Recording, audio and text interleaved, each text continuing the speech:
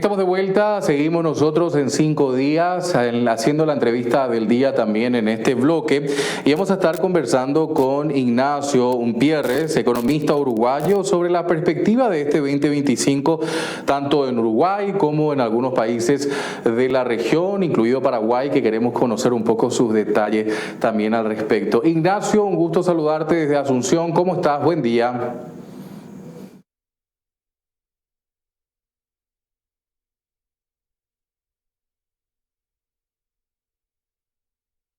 Ignacio, y queremos justamente conocer un poco un primer panorama desde el punto de cómo hemos terminado el año que acaba de cerrar. ¿Ha sido un buen año, un año moderado, un año con turbulencias?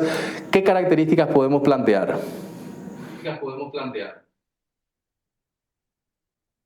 A ver, a nivel regional es un año que cierra, digamos, con heterogeneidades entre los distintos países.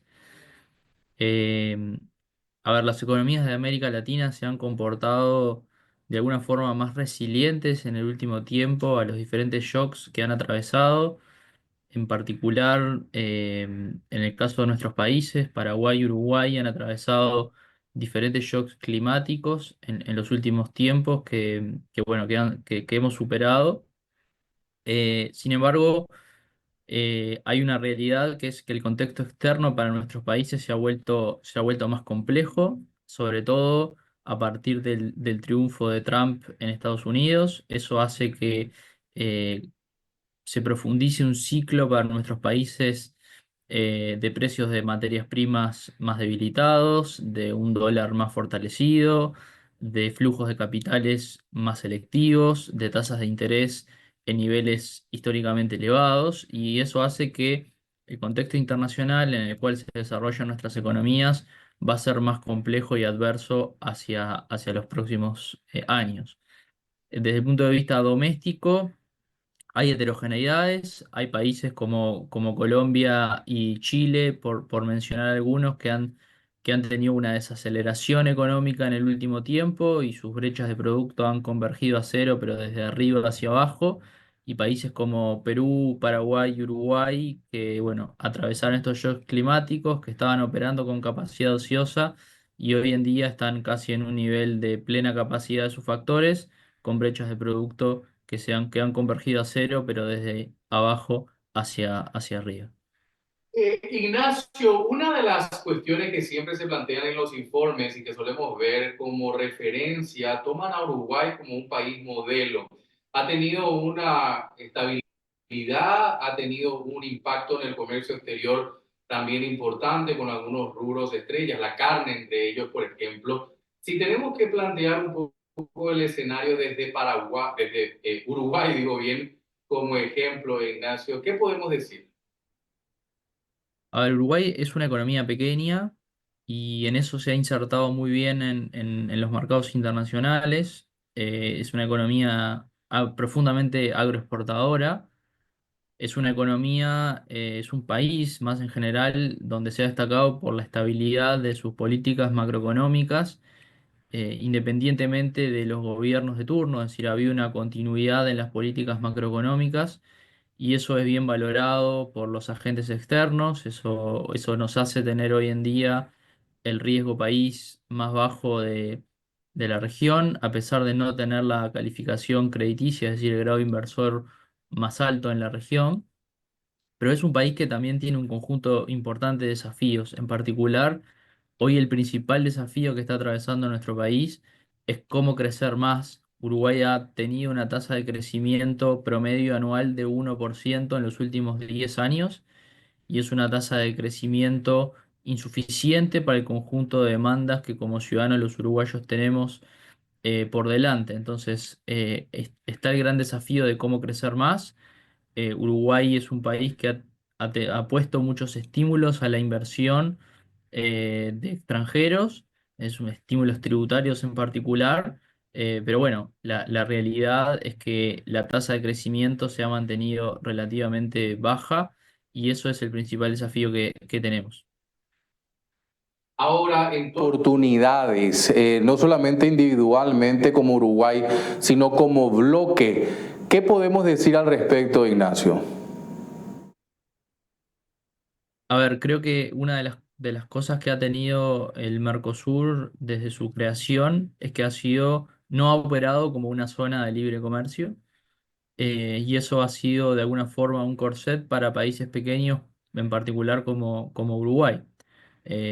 Quizás Brasil tenga otra dinámica porque tiene otro mercado interno, tiene otra escala, pero para países como Uruguay, una economía pequeña y abierta, la inserción en el mundo es bien relevante y en ese sentido el Mercosur no ha operado como plataforma exitosa de apertura hacia el mundo, básicamente porque si uno mira a otros países como Chile, como Perú, se han abierto al mundo, que han firmado tratados comerciales con potencias como China, como Estados Unidos, como Europa, que son nuestros principales socios comerciales extra región.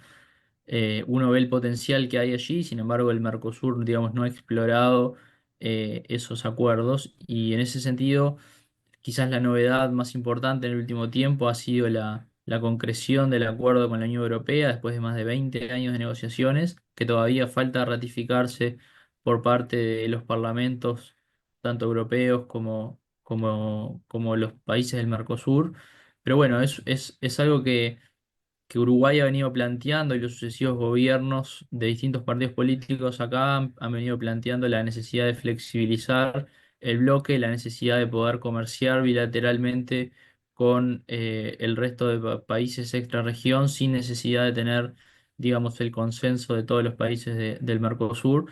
Es algo que Uruguay no ha podido, digamos, imponer en el Mercosur y quizás sí ahora se abra una oportunidad de que ello ocurra si efectivamente, digamos, el proceso en Argentina continúa siendo exitoso y de alguna forma Milei puede empujar esa agenda más aperturista del Mercosur. Ahora, en ese contexto que me parece no menor, porque un año marcado con posibilidades también en torno a esa idea de tratados de libre comercio bilaterales. ¿Cómo ves un poco esa herramienta, Ignacio? A ver, yo veo para Uruguay y en el caso de Uruguay es una herramienta muy relevante básicamente porque nos abre, no solamente nos disminuye carga arancelaria que pagamos, que es importante, sino sobre todo los efectos dinámicos de la apertura comercial, ¿no? En términos de apertura de nuevos mercados, en términos de llegada de inversiones, acuerdos de doble de tributación, de eliminación de la doble tributación, es decir, no solamente hay que analizar los efectos estáticos vinculados a una rebaja de aranceles, sino también los efectos dinámicos en cuanto a llegada a inversiones, en cuanto a apertura de nuevos mercados, en cuanto a diversificación de los mercados a los que uno exporta, porque de alguna forma está mitigando riesgos, de alguna forma no está, digamos, diversificando vulnerabilidades. Entonces, en ese sentido, los acuerdos comerciales son relevantes y Uruguay ha tenido en la agenda acuerdos comerciales. Estamos en negociaciones con un acuerdo con China que no se concretó en este periodo de gobierno que está terminando ahora en marzo. Probablemente continúen las negociaciones hacia adelante. Está el acuerdo con la Unión Europea. Uruguay ha firmado una carta de adhesión para que sea adherido al Tratado Transpacífico. Es decir, Uruguay como país tiene una agenda aperturista, pero bueno, la realidad es que la complejidad en la cual ha operado el Mercosur no le ha podido avanzar mucho más. ustedes también, menor, Ignacio, han tenido un cambio de referente político en la presidencia. Hace muy pocos meses han tenido elecciones y ha tenido también la posibilidad de poder ser electo esta nueva persona que va a llevar adelante las riendas del país. ¿Cómo ves un poco también este cambio político? Sí, efectivamente, tuvimos elecciones hace muy poquito, en noviembre del año pasado. Lo que determinó la ciudadanía es una vuelta al gobierno del Frente Amplio, un partido de centro izquierda, una coalición de partidos políticos de centro izquierda que gobernó entre 2005 y 2019. Efectivamente lo que uno esperaría es más una continuidad que cambio, a pesar del cambio en el signo político en el gobierno. Eso tiene que ver con que históricamente Uruguay ha mantenido las políticas macroeconómicas, sobre todo las políticas macroeconómicas, en general, cuando hay algunas reformas macroeconómicas, nunca surgen del consenso total, pero luego por el éxito que han tenido en nuestro país, trascienden los distintos gobiernos y creo que eso es lo que va a terminar pasando. En este periodo de gobierno se hicieron algunas reformas que desde mi punto de vista van a continuar. Uruguay ha instaurado una regla fiscal, Uruguay ha modificado su marco de política monetaria, un poco, digamos, acompasándolo a lo que por ahí tiene Paraguay, que ha sido muy exitoso, con una disminución de la inflación a niveles un poco más bajos. Uruguay tuvo durante 20 años una inflación en el entorno del 8%. La gestión de la deuda pública en Uruguay, que es otra gran política macroeconómica, desde la salida de la crisis de 2002, o sea que lleva más de 20 años. Entonces, en general, la reforma tributaria que hizo el Frente Amplio en 2007 se mantuvo, digamos, durante hasta ahora. Entonces, desde ese punto de vista, creo que las políticas macroeconómicas en general del nuevo gobierno van a ser más continuidad que cambio. Una de las cuestiones que se reclama Siempre es la microeconomía. ¿Cómo está la microeconomía en Uruguay, Ignacio? A ver, en Uruguay tenemos, ese es otro de los desafíos. Yo hablaba del desafío del crecimiento. El otro desafío tiene que ver con los costos. ¿Sí? Uruguay es un país que es caro, un país caro para vivir y es un país caro para producir. Y desde ese punto de vista, uno empieza a mirar a ver cuáles pueden ser esos factores. Y no es un problema cambiario, no es un problema de precios relativos, de tipo de cambio bilateral con el mundo o con cualquier región, sino que tiene que ver más con problemas, como tú decías, Juan Pablo, de temas microeconómicos, ¿sí? Allí hay temas arancelarios, hay protecciones, hay muchos sectores, digamos, con protecciones innecesarias. Entonces ahí hay una agenda en Uruguay muy importante para que algunos sectores se externalicen, para que algunos sectores empiecen a competir, y de alguna forma empezar a disminuir costos importantes. Uruguay hoy tiene uno de los combustibles más caros de la región, tiene el precio de la energía de los más caros de la región, tiene un conjunto de alimentos y productos de primera necesidad que son relativamente caros en comparación con la región, independientemente de las fluctuaciones cambiarias. Entonces, desde ese punto de vista, también tiene una estructura tributaria elevada, entonces eso amplifica, digamos, un poco el desafío. Pero bueno, es una realidad. Desde el punto de vista microeconómico, hay mucho para hacer y creo que este gobierno nuevo también se ha planteado una agenda en ese sentido. se traduce. Ignacio, esto que me parece importante destacar, hablabas de impuestos elevados. ¿Se traduce eso en la gente, en educación, en salud, en seguridad, en infraestructura? ¿Ustedes ven eso en Uruguay? A ver, Uruguay tiene una carga tributaria elevada, sí, básicamente porque del otro lado tiene un sistema de protección social que en comparación con América Latina es amplio, sí, es decir, Uruguay tiene un sistema de protección social al cual la enorme mayoría de la población forma parte, es decir, Uruguay tiene niveles de informalidad de los más bajos de la región, bordeando el 20%. Entonces, la contracara de tener un nivel de protección social elevado es una presión tributaria elevada también. En los últimos meses y en la discusión de la campaña electoral hacia adelante estuvo un poco planteada esta discusión que vos mencionabas, Juan Pablo, en torno a si Uruguay efectivamente podría aumentar o no aumentar su carga tributaria para empezar a atender, digamos, otras necesidades sociales que todavía son importantes. Uruguay está teniendo problemas de seguridad pública, tiene muchos problemas desde el punto de vista educativo, porque solamente la mitad de sus jóvenes terminan el secundario porque tiene desafíos desde el punto de vista de infraestructura. Entonces, una de las discusiones que estuvo planteada tuvo que ver con si Uruguay podría o no absorber una mayor carga tributaria. Y bueno, eso es un poco quizás el mandato que tiene el nuevo gobierno que le han dado sus electores y que lo ha establecido en su programa.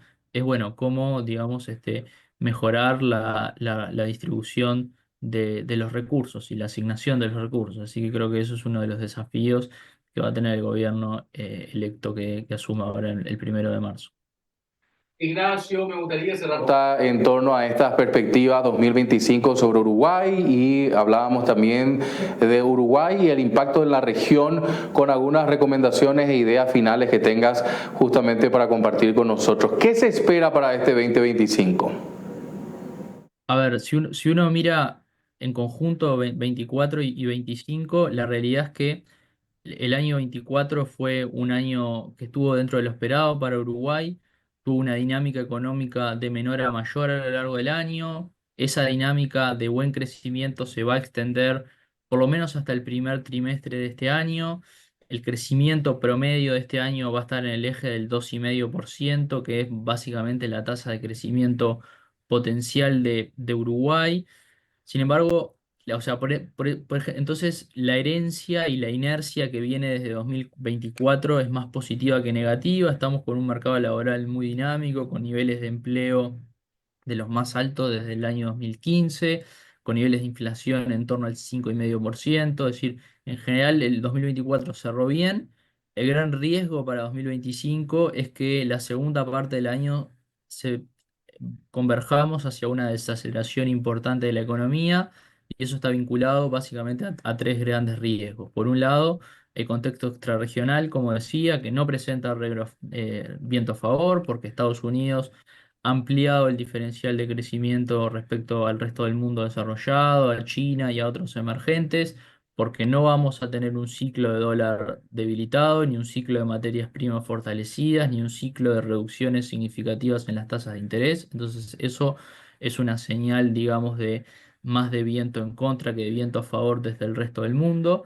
Desde el punto de vista regional, Argentina va a ser el único impulso positivo que tenga Uruguay. Es una economía que se está reactivando, remonetizando, encareciéndose, y eso nos va a jugar un poquito a favor. En el sentido opuesto, Brasil, que es nuestra otra gran economía de la región, parece consolidar un escenario que para Uruguay va a ser más negativo que neutral en términos de actividad y en términos de precios relativos, básicamente porque por las fragilidades fiscales que está atravesando y por la depreciación que hemos visto del real en los últimos meses. Y el tercer gran riesgo es que a nivel doméstico se están empezando a ver algunas señales de cambio de ciclo económico, de dejar atrás estas tasas de crecimiento de 4% que cerramos el 2024, y básicamente eso está atado a que estamos recibiendo un menor flujo de inversión extranjera directa, ya que el sector privado, si la demanda interna del sector privado, tanto en consumo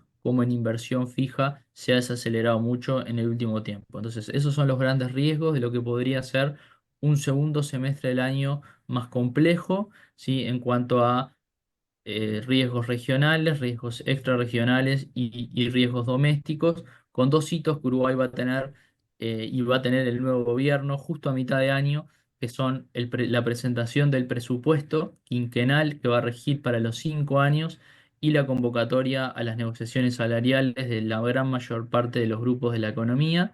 Y de alguna forma, ahí la gran clave va a ser no asumir esta situación de buen crecimiento hoy como permanente, sino como transitoria, es decir, no sobreestimar el impulso actual que viene teniendo la economía uruguaya, ni subestimar este conjunto de riesgos que mencionaba hacia adelante, y eso de alguna forma va a ser determinante para el clima de negocios, para el comportamiento de los activos financieros y para la capacidad que tenga Uruguay de amortiguar el ciclo externo que se augura más complejo en los años posteriores. Ignacio, simplemente a modo de curiosidad, por eso te escuchaba y decías, Uruguay se maneja Quinquenal. Sí, exacto. Es una particularidad que tuve la oportunidad hace 2 o 3 meses de estar con varios colegas de la región y me consultaban exactamente lo mismo. Es decir, Uruguay es un país donde el presupuesto es quinquenal, donde ahora en agosto de este año vamos a votar un presupuesto que va a regir por los próximos 5 años. Eso es una debilidad porque de alguna forma le da una rigidez a la política fiscal, que, bueno, de alguna forma la queda rígida ante cambios en el ciclo externo que puedan ocurrir. Es una particularidad de cómo se hacen los presupuestos en Uruguay. Lo que sí tenemos cada año es una revisión, lo que llamamos una rendición de cuentas de lo ejecutado del año anterior, donde en general en Uruguay no se revisa lo que está asignado, sino se aumenta, hay una tentación a aumentar el gasto. Entonces, de alguna forma, lo que la negociación, perdón, el presupuesto quinquenal que se va a votar este año marca un poco lo que va a ser todo el periodo de gobierno del gobierno siguiente. Por eso es que en general se dice que es la ley emblema del gobierno, la ley más importante. Interesante, yo no conocía ese dato. Hoy Aportando también esta información aquí dentro de este espacio de información y análisis. Ignacio, por último, ¿algunas recomendaciones finales en torno a lo que se espera por delante?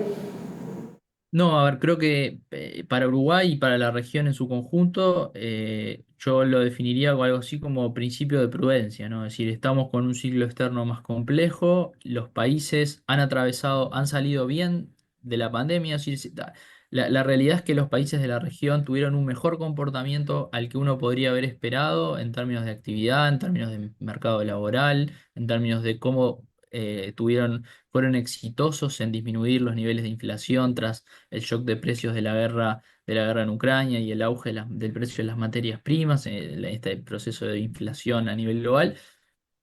También han mejorado, digamos, sus políticas fiscales, han, digamos, apuntalado sus reglas fiscales. Es decir, en general, la región ha tenido un buen comportamiento macroeconómico y ha sido de alguna forma más prudente que en otros momentos previo a un cambio de ciclo que es más adverso.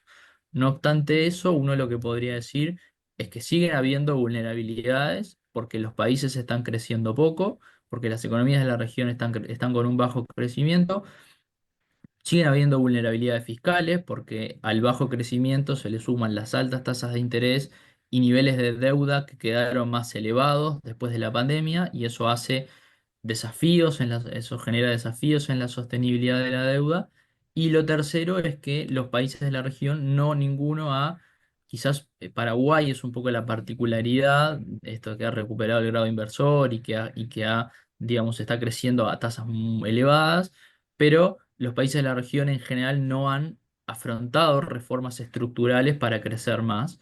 Y por eso está muy vinculado a que sea una región con permanentes cambios en los signos políticos de los gobiernos. Es decir, ha sido casi alguna mínima excepción, pero en general la regla es que los oficialismos no han sido reelectos en las elecciones de los últimos 10, 15 años, y eso de alguna forma ha generado perjuicios en que no se procesen reformas estructurales en los países. Entonces, el punto de partida es mejor que en otros momentos de cambio de ciclo externo negativo, pero las vulnerabilidades latentes todavía son importantes desde el punto de vista del bajo crecimiento, de los altos niveles de deuda, de las altas tasas de interés y de la ausencia de reformas estructurales en el camino. Ignacio, un gusto escucharte, un placer conocerte. Vamos a estar en contacto durante este año para conocer más detalles de lo que está pasando en Uruguay. No, muchísimas gracias, Juan Pablo, y a todos por la invitación. Que pasen bien. Ignacio, gracias. Ignacio Umpier, Economista uruguayo, hablándonos también sobre la perspectiva de su país y, por supuesto, como parte también de este bloque de la región. Hacemos la pausa, enseguida estamos con más de información y análisis.